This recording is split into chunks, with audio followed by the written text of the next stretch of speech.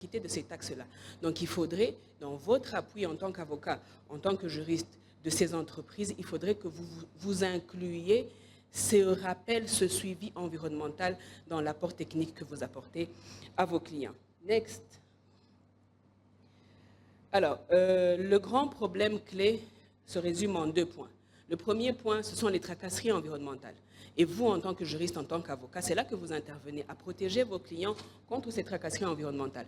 Un exemple concret et simple, actuellement aujourd'hui, monsieur le gouverneur, permettez-moi de le dire, aujourd'hui dans le Haut-Katanga, il y a des entreprises qui continuent à payer la taxe Komodo-Inkomodo qui a été abrogée par la loi. Donc, vous, en tant qu'avocat, c'est à vous.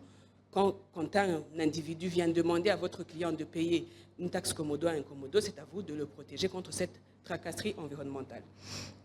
Et le deuxième point, c'est la faible application des lois. Je sais qu'il y a des magistrats ici. Si vous allez vérifier à n'importe quel tribunal de la province, le pourcentage de dossiers environnementaux gérés par les cours des tribunaux est moins de 10%. La dernière fois, en 2021, quand mon bureau a fait des recherches dans les provinces de l'Ituri, de Goma et du Lualaba, il n'y avait que 3% des dossiers sur l'année de 2019 à 2021. 3% des dossiers environnementaux. Ce n'est pas normal. Et c'est ça le problème de mise en application des lois environnementales. Alors, en conclusion, King, next, encore next, encore. Alors, en conclusion, qu'est-ce que vous pouvez faire concrètement? 1. Informez-vous. Informez-vous, achetez mon livre, achetez d'autres livres, allez sur Internet, informez-vous dans le secteur que vous voulez. Pas le droit de l'environnement en général, le droit spécifique. 2. C'est le même point, spécialisez-vous. 3. Veillez à apporter un suivi, assurer la conformité environnementale de vos clients. Accompagnez-les aussi dans le secteur environnemental. Vous le faites déjà pour d'autres secteurs, a fortiori, vous pouvez le faire pour le secteur de l'environnement. Créer des groupes et des plateformes de réflexion sur l'environnement. C'est bien qu'on le fasse aujourd'hui, mais créer des petits groupes pour interagir, pour parler, pour discuter et pour faire des propositions pour que les autorités, Madame le ministre qui est là, puissent améliorer la loi parce que nous n'avons pas des lois environnementales parfaites, mais elles sont perfectibles. Ensuite, prenez des mesures d'atténuation environnementale dans votre vie de tous les jours parce que vous aussi, vous devez, parce que ce ne sont pas que les entreprises minières ou les entreprises en général qui doivent respecter les lois environnementales. Vous aussi, vous devez respecter le droit environnemental. Merci.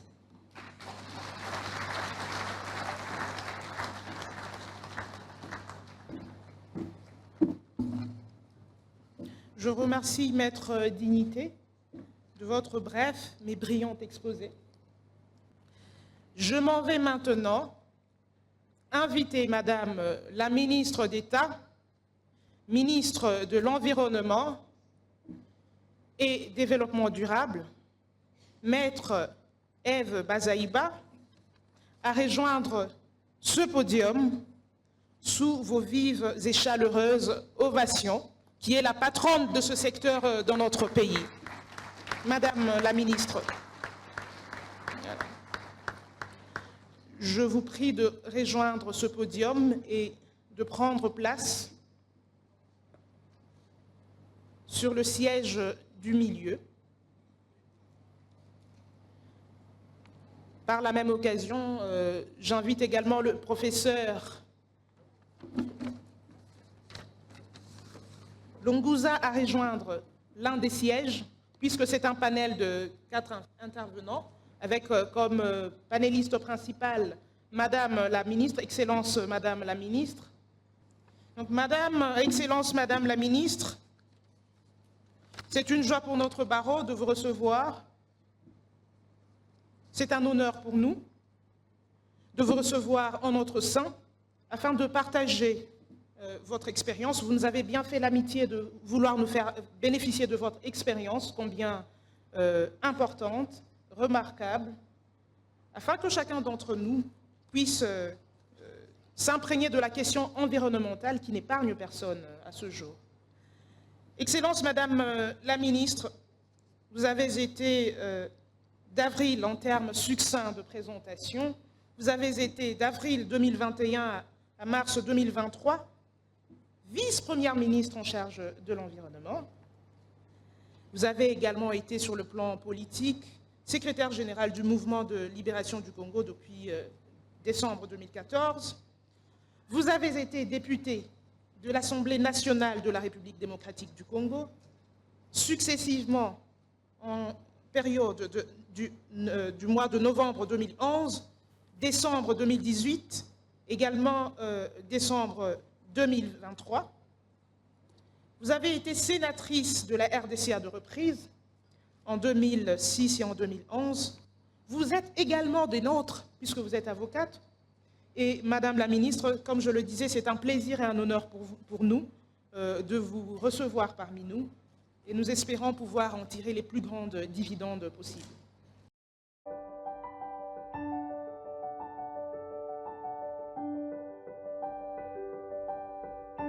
Alors que la préservation de l'environnement est au centre de toutes les préoccupations dans le monde, la gestion de certains déchets dangereux nuisibles à la santé humaine, à la biodiversité et à l'environnement échappe malheureusement au contrôle des autorités dans plusieurs États africains. Nombre de ces déchets dans les zones, surtout urbaines et industrielles, sont des équipements électriques, électroniques et de pneumatiques. Lorsqu'ils arrivent en fin de vie, importés pour la plupart d'entre eux, ils finissent dans la nature jusque sur les littoraux et les zones marines. En l'absence de programme pour assurer soit leur retraitement, soit leur élimination durable, la problématique de gestion de ces déchets prend de proportions inquiétantes et la République démocratique du Congo n'échappe pas à cette criante réalité. Conduisant de ces faits, les autorités tentent au niveau national que provincial à la recherche de solutions.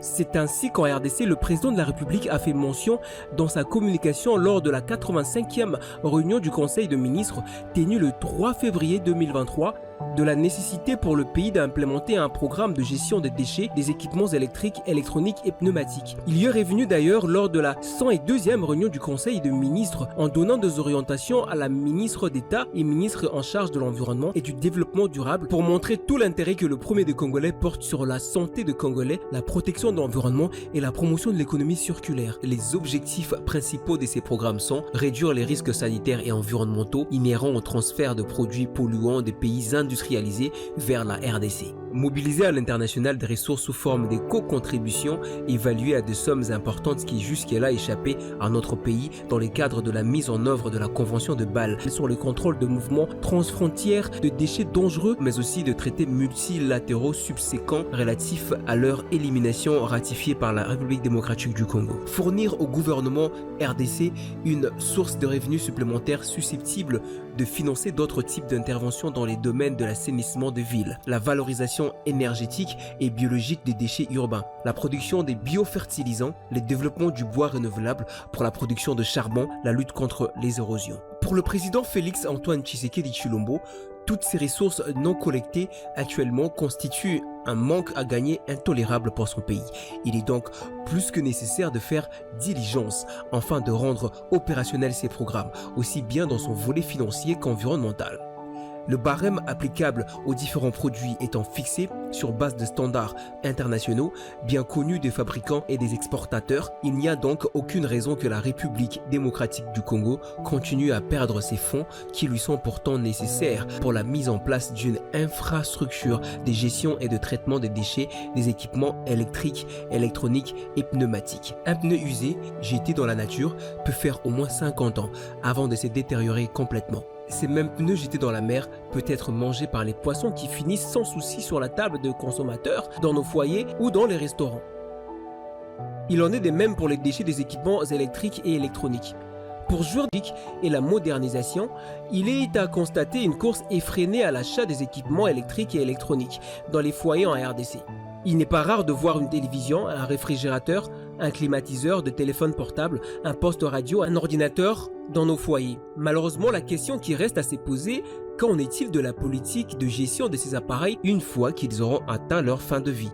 Les villes africaines grandissent en termes de superficie et de densité, ce qui implique un besoin croissant en termes de moyens de mobilité. On y constate aujourd'hui l'accroissement du nombre de voitures et de camions. À Kinshasa par exemple, le service de vente de la vignette de la Direction Générale de Recettes de Kinshasa, DGRK en sigle, a estimé en 2017 à quelques 150 000 le nombre de véhicules qui circulaient à travers la capitale congolaise. Ces services dit s'être fondés sur les statistiques de la Commission nationale de la prévention routière, CNPR en sigle. Chacun de de ces véhicules ou camions neufs usagés possèdent tous de pneus que nous achetons et jetons. Après usage de ces équipements, les pays africains ne disposent pas d'usines de recyclage pour récupérer les résidus afin de produire de matériaux comme du fer en prenant les cas de pneus à travers lesquels il est prouvé la possibilité de récupérer le caoutchouc, de l'or et d'autres matériaux peuvent également être récupérés de téléphones et des ordinateurs que nous jetons dans la nature. En RDC, le pneu usé et appareil électrique ou électroménager se retrouvent dans la nature, dans les décharges, dans la forêt, dans les rues, dans les rivières, fleuves et lacs, avec tous les risques que cela représente pour la santé des populations, mais aussi l'écosystème. Pour certains pays dits développés, la poubelle, c'est l'Afrique. Ils se débarrassent des déchets pneumatiques, électriques et électroniques sous diverses formes, soit passant par la diaspora africaine. On peut constater d'ailleurs en RDC, la plupart des Congolais de la diaspora sont dans la vente des appareils électroménagers et de pneus de seconde main, dont les gros de ces appareils et pneus est en état défectueux, bon à jeter. Une enquête publiée par un journal international au début de ces mois établit qu'entre 2018 et 2019, 138 transferts illégaux des déchets dangereux avaient été effectués des Tenerife en Espagne vers de pays africains, notamment la Guinée, le Sénégal, le Ghana, la Gambie, le Togo, le Bénin, la Sierra Leone ou encore le Nigeria. La garde espagnole a procédé d'ailleurs en juillet 2020 à l'arrestation de 34 personnes pour le trafic des 2500 tonnes de déchets, des équipements électriques, électroniques et pneumatiques qui va limiter l'entrée des éco-déchets. Le Fonds d'intervention pour l'environnement est l'organisme désigné par le gouvernement de la République démocratique du Congo pour porter ces programmes. Merci beaucoup, Madame la modératrice. Je voudrais d'abord respectueusement saluer l'auditoire. Excellence, Monsieur le gouverneur du Haut-Katanga, merci pour votre présence. Les citoyens numéro 1 de la province. Et permettez-moi à ce sujet de remercier sincèrement, vraiment reconnaître la valorisation de mon secteur par les miens, par ma famille professionnelle.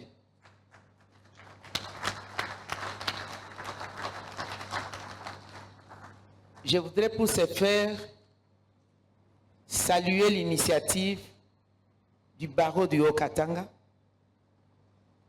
et reconnaître donc l'ingénieuse initiative du bâtonnier Jean-Paul Kitenge-Tambwe.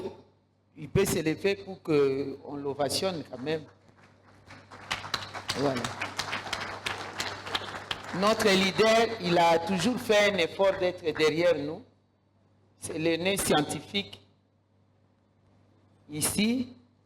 Et il a voulu, à travers ma famille professionnelle, je le disais, contribuer à l'avancement de la gouvernance de la République. Parce qu'on ne gère pas la République avec ses sentiments.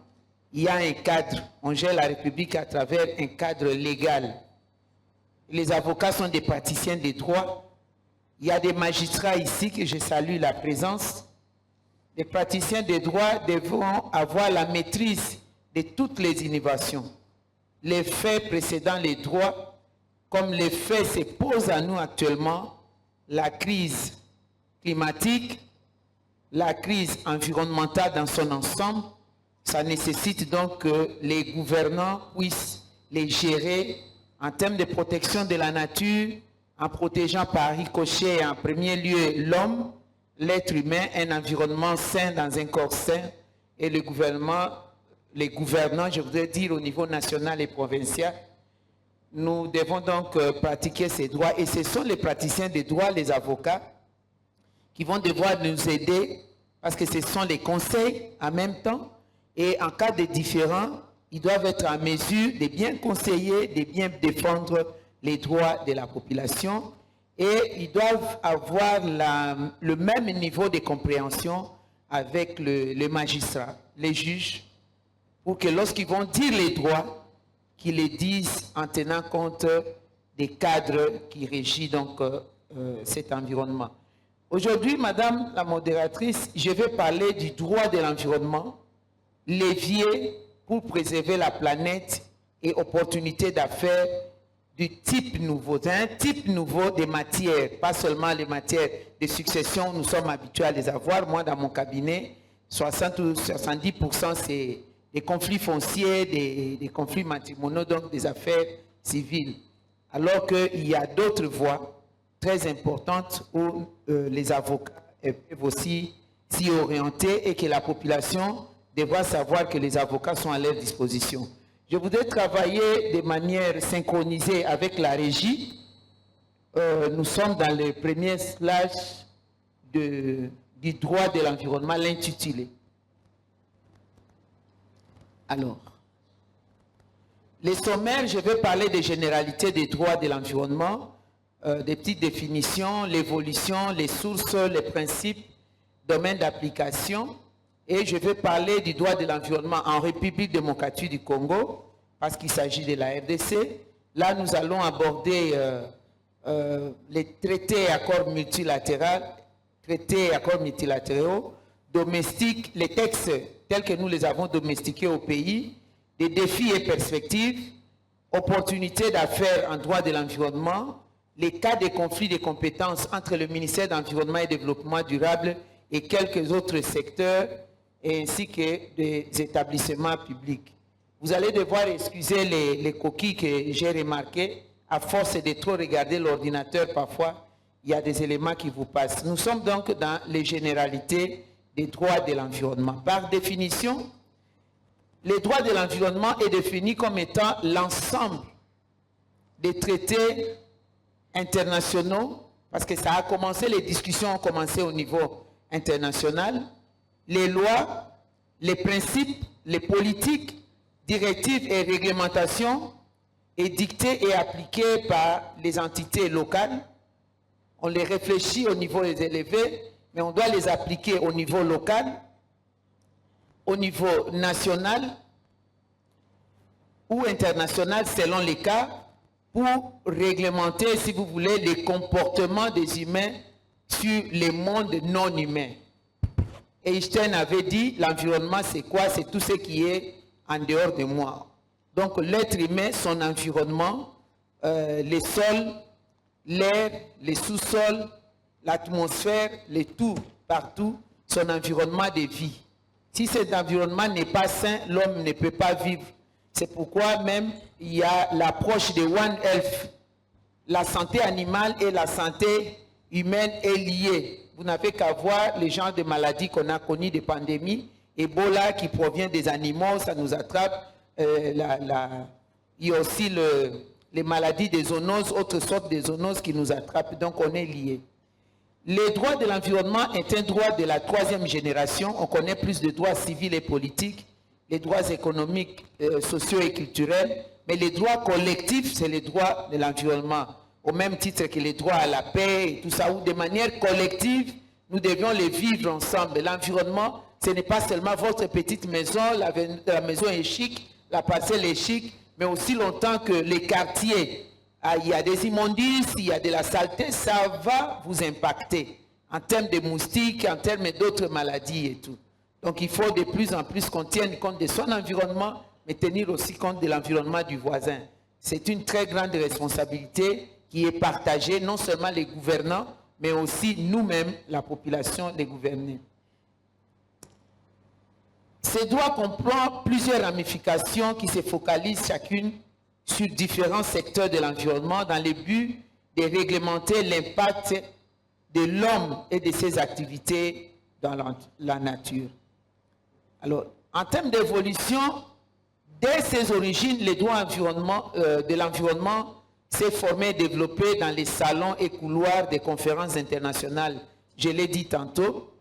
À la fin du XXe siècle, il est passé d'un simple complément au droit de la santé publique à un domaine indépendant universellement reconnu avec pour mission de protéger la santé humaine et celle de la nature. Donc vous voyez de là où est venue la loi. Les réflexions, on pensait à la santé humaine, mais on a vu que ça va au-delà même de la santé. Donc les grands jalons du développement de ces droits environnementaux, ça a commencé en 1972. En 1972, la conférence de l'ONU à Stockholm, en Suède, a placé les questions environnementales au rang des préoccupations internationales.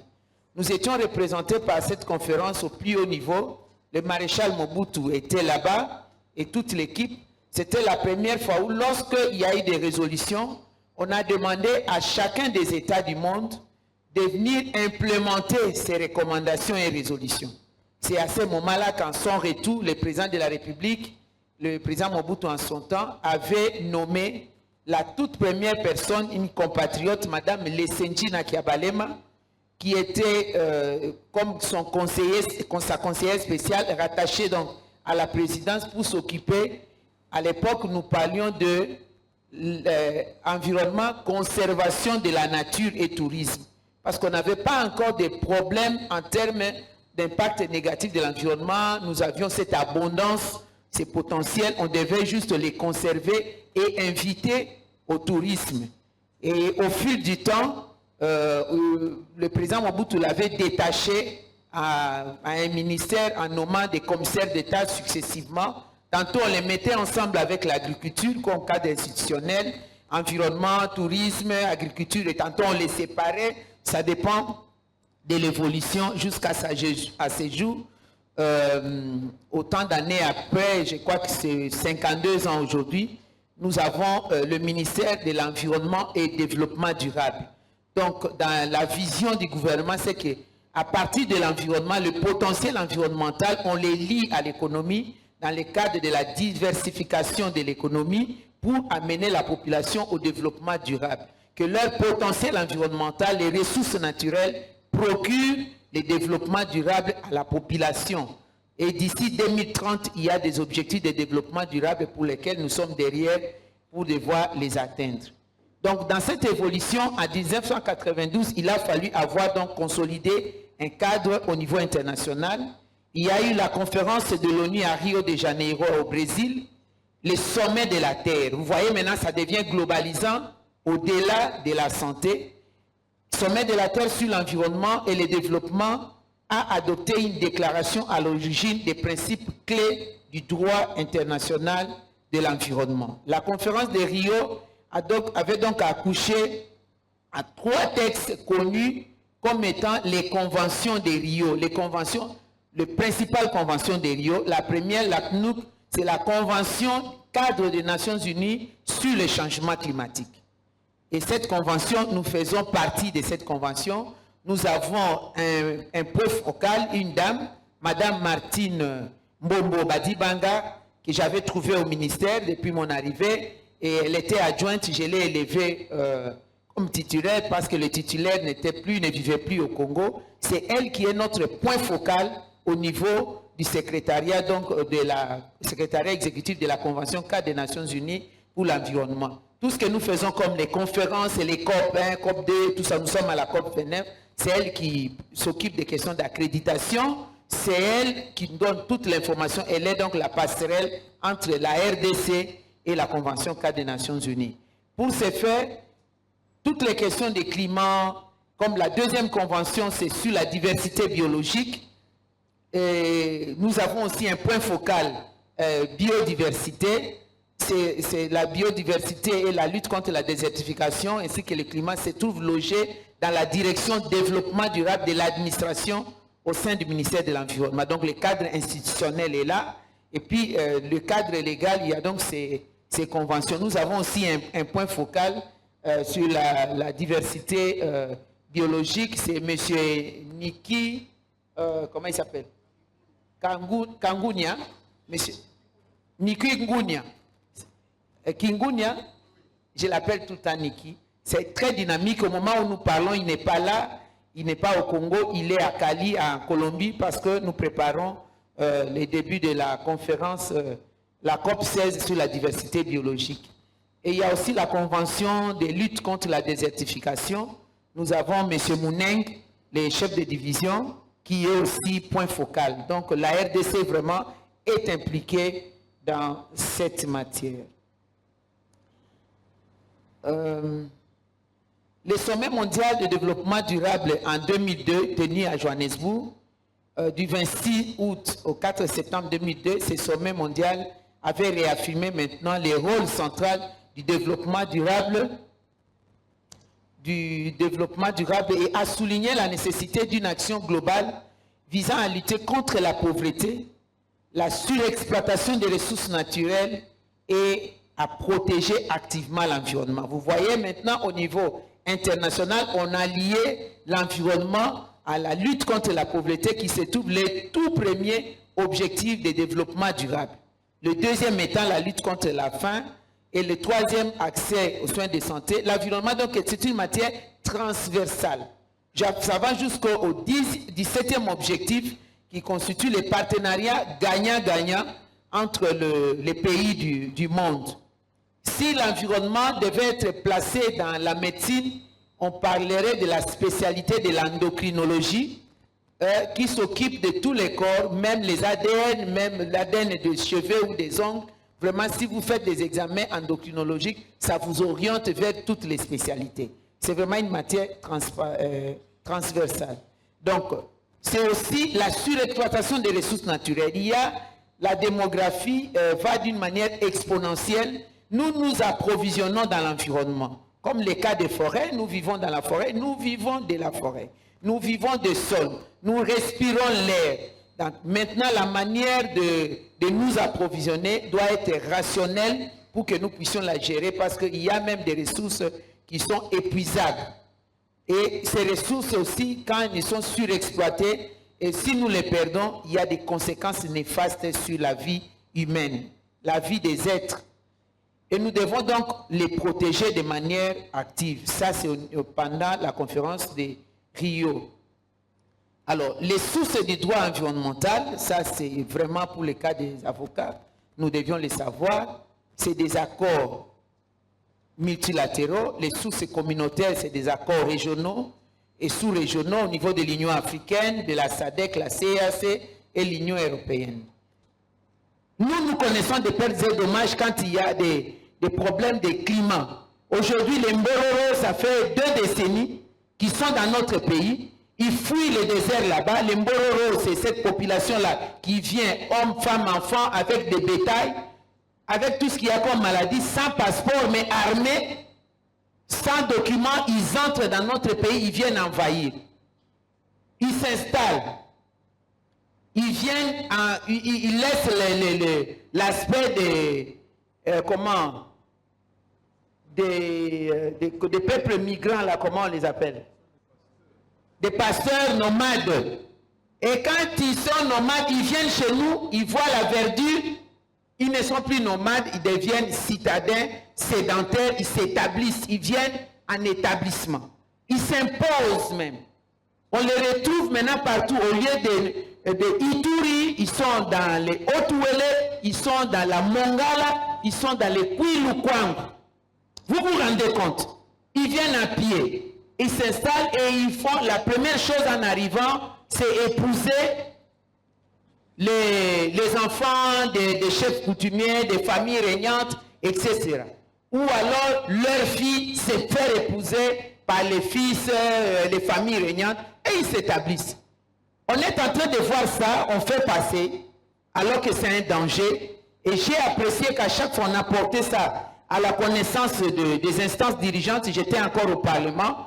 Nous sommes allés au niveau des Nations Unies. Les Nations Unies ne veulent pas qu'on touche à eux.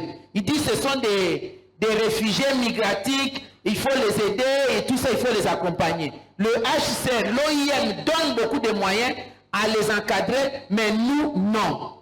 Et maintenant que le chef de l'État a pris les choses en main, je pense que vous avez suivi le communiqué qui a été donné à l'issue des discussions donc, au Conseil des ministres. Il y a eu des engagements que le ministre de l'Intérieur, le VPM à l'Intérieur avait présenté. C'est maintenant que le gouvernement congolais va prendre les choses à main et on ne va pas s'occuper des autres. On protège notre territoire, nous allons protéger notre population. C'est lui qui sait qu'il est dans cette catégorie devra prendre ces dispositions. Parce que nous ne voulons pas que ce qui nous est arrivé du côté Grand Lac arrive encore au nord-est de la République démocratique du Congo. Dans le cadre des opportunités d'affaires, les avocats travaillent à plusieurs niveaux pour influencer le développement, les politiques publiques en se concentrant sur les questions spécifiques de l'environnement comme la protection des espèces, la prévention de la pollution de l'eau et parfois sur des questions plus vastes comme les stratégies de développement durable et les responsabilités sociétales des entreprises.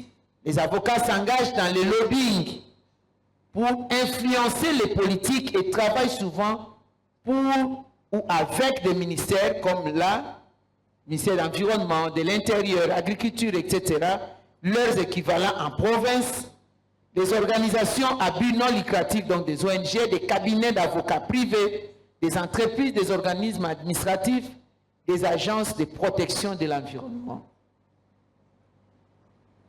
Voilà tout le travail. Je ne suis pas exhaustif, j'ai juste ouvert des voies et c'est notre travail en profession libérale de continuer des recherches.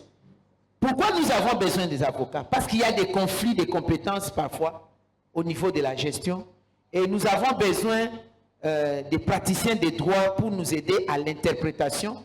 On ne va pas d'abord se rendre seulement à la Cour constitutionnelle, mais ceux qui pratiquent régulièrement. Les meilleurs avocats, ce sont des avocats qui pratiquent parce qu'ils maîtrisent la procédure avant d'entrer dans les fonds. Vous comprenez la loi, vous l'intériorisez, vous savez mieux rendre, vous savez mieux l'appliquer. Quand vous maîtrisez cela, je pense que vous avez 60% de gagner les procès dans le fond. C'est pourquoi si vous n'avez pas encore vidé la forme, ne vous hasardez pas à aller dans le fond. Cherchez toutes les facettes de la procédure, la forme, gagner les procès ne fût qu'au niveau de la forme et vous vous arrêtez là. Parce que si vous allez vous embourber dans les fonds, même si vous aviez raison, mais si vous ne savez pas le présenter, vous perdez. Alors, le conflit de compétences entre le ministère de l'Environnement et quelques secteurs et certains établissements publics. Le ministère de l'Environnement et du Développement durable, c'est de ça que je vais parler, l'Agence congolaise pour l'environnement, la Direction de protection de l'environnement minier, l'Office congolais de contrôle, cellule de contrôle de vérification et la Direction des établissements humains et protection de l'environnement. L'environnement, avec les agences qui sont sous sa tutelle et les directions sous sa tutelle à l'intérieur, ne pose aucun problème. Par contre, la DPM, Direction de protection de l'environnement minier, dépend du ministère des Mines, l'OCC du ministère des Commerces extérieurs. Alors, le rôle, c'est quoi? L'environnement, qu'il soit minier, industriel, marin, etc., il est de la compétence exclusive du ministère de l'Environnement et Développement durable. Et c'est pour des raisons juridiques suivantes évidentes. C'est le législateur qui lui a donné ses compétences. Les compétences sont d'attribution. L'autorité compétente de la Convention des Bâles, c'est le ministère de l'Environnement, sur tout ce qu'il y a comme produits dangereux et tout. Il y a les articles 55, 53 et 55 de la Constitution et 93. D'abord, 53 et 55 disposent des questions liées à l'environnement sain, je l'ai déjà dit, et 83, la Constitution donne des attributions au ministère de l'Environnement. Et les lois particulières, nous avons la loi portant principes fondamentaux de protection de l'environnement, c'est l'environnement qui a la police du secteur. Et l'environnement travaille avec ses branches. Nous avons donc la cellule de contrôle et vérification, et puis la direction dont je vous ai dit, ainsi que l'Agence congolaise d'environnement. Il y a des ordonnances, il y a tous les décrets qui donnent aussi des compétences environnement. Et même les articles 11, 461, 462, 502, 506 du règlement minier ne dénie pas au ministère de l'Environnement sa compétence exclusive du contrôle environnemental consacré par les instruments juridiques internationaux et nationaux. Mais souvent, il y a l'amalgame dans l'interprétation de cela. Vous allez voir, lorsque nous allons dans des missions de contrôle et vérification, ceux de la DPM disent que c'est eux, parce que les mines, c'est... Non, eux, ils viennent contrôler l'exploitation, comment si l'exploitation s'est faite dans les normes d'exploitation. Et nous venons par rapport à l'impact de cette exploitation ou transformation dans l'environnement. Même la politique nationale d'assainissement, j'ai des ouvrages ici que je vais vous montrer. Il y a la stratégie de mettre en œuvre cette politique, la feuille de route de l'éradication, par exemple, de la défécation à l'air libre. Il y a les normes d'assainissement de base en milieu périurbain et rural, les stratégies d'assainissement qui sont en pleine rédaction pour les actualiser. C'est la responsabilité du ministère de l'Environnement. Mais vous allez voir, par exemple, le ministère de la Santé qui disent non, l'assainissement sur la défécation à l'air libre, c'est la santé, etc. C'est la mauvaise interprétation de la loi. Il n'y a que des avocats qui peuvent nous aider avec des éléments de langage qu'il faut pour amener une démarcation dans ces services-là. Faire comme Dieu l'a fait. Les eaux ne se mélangent pas. Les eaux de la mer et des rivières, il y a une ligne de démarcation. Même les deux mers ne se mélangent pas. Ils sont là ensemble, mais on voit la ligne de démarcation. Par moments, c'est difficile de voir la ligne, mais c'est les avocats qui peuvent nous aider. Sur les questions de développement durable, au ministère de l'Environnement, c'est le ministère de l'Environnement et Développement durable. Le plan a une cellule de développement durable pour faire l'évaluation, les statistiques par rapport à l'atteinte des ODD. Comme le plan le fait, il y a l'Institut national des statistiques pour faire les statistiques des différentes rubriques de la population, de l'action du gouvernement, etc. Mais cela ne signifie pas que cette cellule prenne la place du ministère de l'Environnement. Parfois, il y a des interprétations comme ça. Nous, notre rôle, c'est de ramener le potentiel environnemental, comme je l'ai dit, dans le cadre de la nouvelle, de la diversification plutôt de l'économie, pour amener la population vers un développement durable. Donc, on se remet aux praticiens des droits que vous êtes, on se remet aux avocats, aux conseils, aux chercheurs que vous êtes, parce que vous êtes là, vous êtes à la recherche du jour le jour, de devoir aider les gouvernements à être en mesure de protéger la population comme il se doit. J'ai quelques ouvrages ici que nous pouvons mettre aussi à votre disposition, que les barreaux, c'est pas moi, il y a aussi les volets électroniques en soft pour que tout le monde puisse y accéder. Excellences, Monsieur le Gouverneur, Messieurs les bâtonniers de Haut-Katanga, Mesdames et Messieurs, à vos titres et qualités respectifs, j'étais obligé d'être abondante. Je remercie la police des débats qui ne m'a pas arrêté. Peut-être que la police des débats a compris qu'elle était en face d'un avocat qui ne sèche pas, en face d'une parlementaire aussi qui ne fait que parler, et en face d'un membre du gouvernement qui veut valoriser son secteur. Merci sincèrement à la police des débats. Je suis à votre disposition. Bon, voilà. Je pense que nous allons passer à la série des questions, comme je le disais. Madame le bâtonnier Rose Tumbakaja. Je réponds au nom de Tumbakaja, comme vous l'avez dit. Je suis l'ancienne bâtonnière du barreau du Haut-Katanga. Ma question s'adresse à son Excellence, Madame le ministre. Madame le ministre, nous vous avons vu à l'œuvre à la télévision en train d'éduquer la population pour la manière dont on doit évacuer les poubelles. Est-ce que je peux voir la ministre en face de moi, s'il vous plaît? Mais nous avons constaté que on n'a pas appliqué le principe de non-régression dans cette matière. Parce que jusqu'à ce jour, la population continue à jeter les déchets n'importe où. Et même quand les poubelles sont remplies, on ne sait pas comment on va les évacuer. Est-ce que vous avez pris des dispositions, notamment un arrêté, visant au recyclage de ces de déchets des poubelles? J'ai dit, je vous remercie. Merci pour la parole. Déjà, moi j'ai juste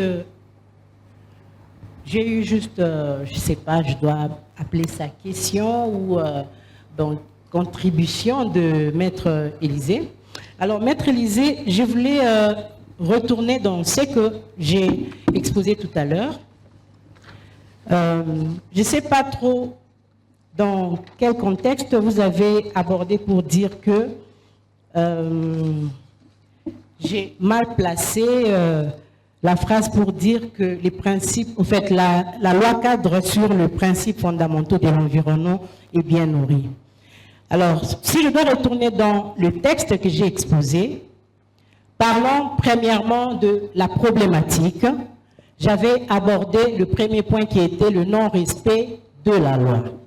Et dans le contenu, j'ai insisté pour dire, si j'ai abordé la question en disant que la loi cadre était bien nourrie sur le point qu'il est clairement détaillé que les entreprises à activité à fort impact doivent passer par les études impact environnemental. Et la loi a bien éclairé cela et s'est bien enrichi sur ce point-là. C'est ce que j'ai essayé de dire et j'ai détaillé même les activités de développement, les industries et tout, et c'est bien clair. Ils doivent passer d'abord par les études d'impact environnemental. C'est dans ce sens-là que j'ai dit la loi est bien nourrie, à éclairer, à insister qu'on ne peut pas commencer les activités sans passer par les études impact environnemental. Juste pour éclairer votre première préoccupation. Et puis vous avez parlé de la communauté locale en allant même jusqu'à citer Maître Sabin Manda en disant que la communauté locale a du mal à accéder à la justice. Et si vous regardez bien, j'ai abordé la question sur la communauté locale, c'était quand j'ai parlé des rôles que doit jouer l'avocat. Et j'ai parlé d'accompagnement. S'il vous plaît, le caméraman, je veux bien voir Maître. Alors, donc, je disais que j'ai abordé la question sur la communauté locale en présentant le rôle que doit jouer l'avocat, en les assistant, les accompagnant. Voilà un peu, ce sont les deux préoccupations qui m'ont été adressées. Du reste, je passe la parole au professeur. Je ne sais pas comment la modératrice. Merci pour la parole.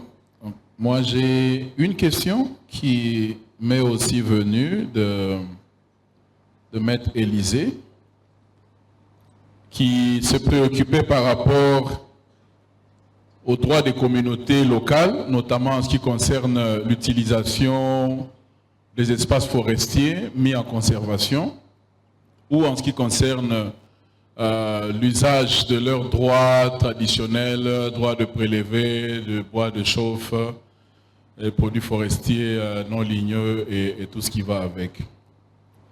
La petite pédagogie qui va avec la question de Élysée va comme ceci. D'abord, tout projet de génération de crédit carbone forestier ou non forestier se construit sur base de ce qu'on appelle des standards. Des standards qui sont, si vous voulez bien, des directives en termes de production des résultats de réduction des émissions au niveau international. Il y a des noms que je peux vous citer, que certains d'entre vous doivent avoir déjà entendu ou connaître, des noms comme Vera, des noms comme Gold Standard, et ainsi de suite. Et aussi, la RDC travaillera sur des standards qui lui sont nationaux, parce qu'actuellement, avec l'accord de Paris, l'article 6, les pays ont le droit d'avoir leurs propres standards, ce qui n'était pas le cas sous le protocole de Kyoto.